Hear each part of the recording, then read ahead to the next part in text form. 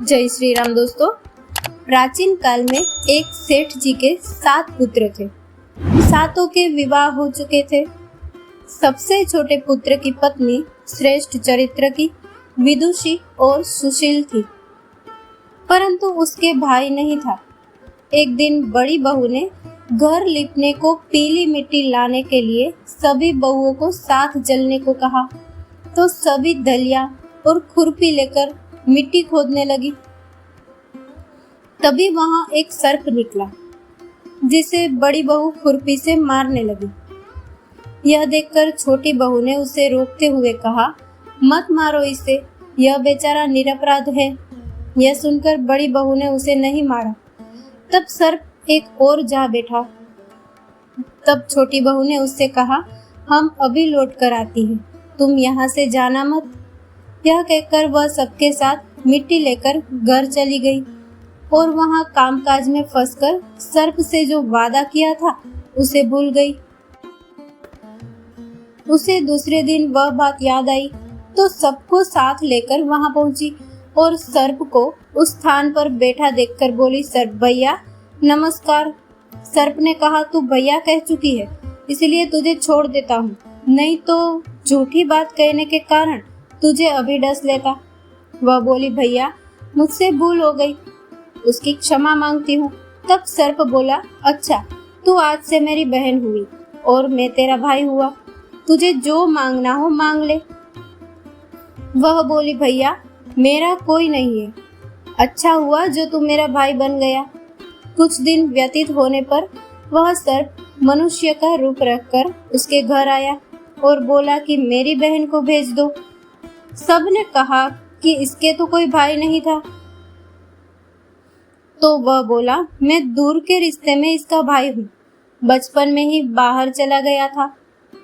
उसके विश्वास दिलाने पर घर के लोगों ने छोटी को उसके साथ भेज दिया।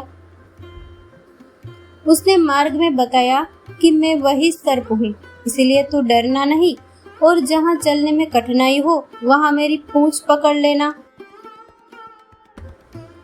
उसने कहे अनुसार ही किया और इस प्रकार वह उसके घर पहुंच गई।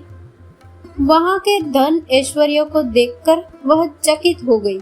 एक दिन सर्प की माता ने उससे कहा, मैं एक काम से बाहर जा रही हूँ, तू अपने भाई को ठंडा दूध पिला देना।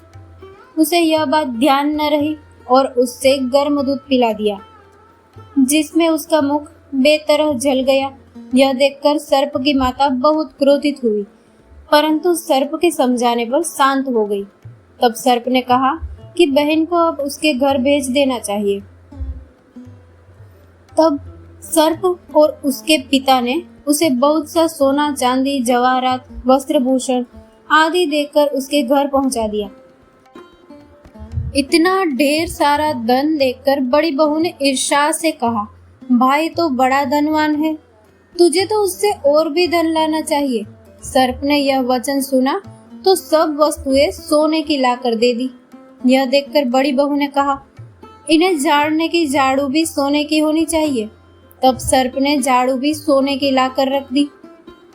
सर्प ने छोटी बहू को हीरा मणियों का एक अद्भुत हार दिया था।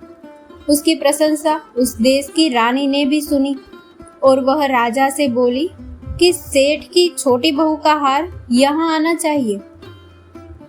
राजा ने मंत्री को हुक्म दिया कि उससे वह हार लेकर शीघ्र उपस्थित हो। मंत्री ने सेठ जी से जाकर कहा कि महारानी जी छोटी बहू का हार पहनेगी, वह उससे लेकर मुझे दे दो। सेठ जी ने डर के कारण छोटी बहू से हार मांगकर दे दिया। छोटी बहू को यह बात बहुत, उसने अपने सर्प भाई को याद किया और आने पर प्रार्थना की, भैया रानी ने हार छीन लिया है, तुम कुछ ऐसा करो कि जब वह हार उसके गले में रहे तब तक के लिए सर्प बन जाए और जब वह मुझे लौटा दे तब हीरो और मणियों का हो जाए। सर्प ने ठीक वैसा ही किया। जैसे ही रानी ने हार पहना वैसे ही वह सर्प बन गया। यह देखकर रानी चीख पड़ी और रोने लगी। यह देखकर राजा ने सेठ के पास खबर भेजी कि छोटी बहू को तुरंत भेजो। सेठ जी डर गए कि राजा न जाने क्या करेगा। वे स्वयं छोटी बहू को साथ लेकर उपस्थित हुए। राजा ने छोटी बहू से पूछा, तूने क्या जादू किया है? मैं तुझे दंड दूंगा। छोटी बहू बोली, राजन, दुष्टता क्षमा कीजिए, यह हार ही ऐसा है कि मेरे गले में हीरो और मणियों का रहता है और दूसरे के गले में सर्प बन जाता है। यह सुनकर राजा ने वह सर्प बना हार उसे देकर कहा, अभी पहन कर दिखाओ। छोटी बहू ने जैसे ही उसे पहना वैसे ही हीरो मणियों का हो गया।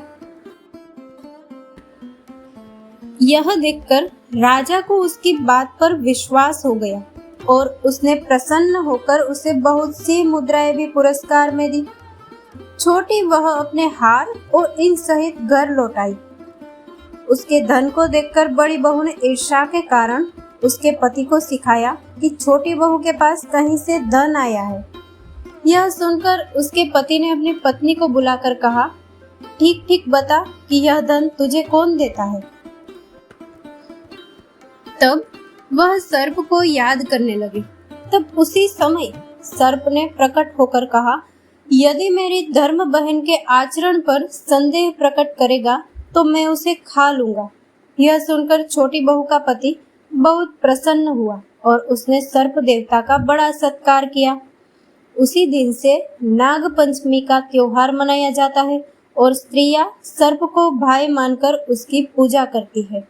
जय श्री राम।